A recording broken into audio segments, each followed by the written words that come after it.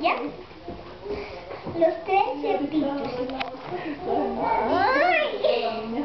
Dos, tres cerditos. Tres cerditos. Vivi. Con su madre en una bonita casa. Un día les dijo que ya era hora de que cada uno se ganara la vida solo. Y los cerditos se fueron de la casa. El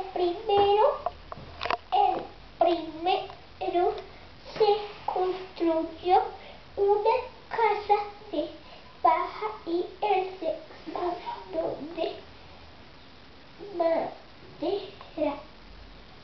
Los dos eran poco trabajadores y querían terminar pronto para ponerse a jugar. El tercero, que era el más trabajador,